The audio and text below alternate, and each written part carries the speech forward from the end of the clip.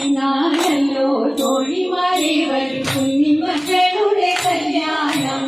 ഇന്നാണല്ലോ തോഴിമാരെ വരും കുഞ്ഞിമക്കളുടെ കല്യാണം. എന്തെല്ലാം എന്തെല്ലാം ഇന്നയ്ക്കു വേണം അന്തരിക്കേണ്ടതു മംഗല്യകാലം. എന്തെല്ലാം എന്തെല്ലാം ഇന്നയ്ക്കു വേണം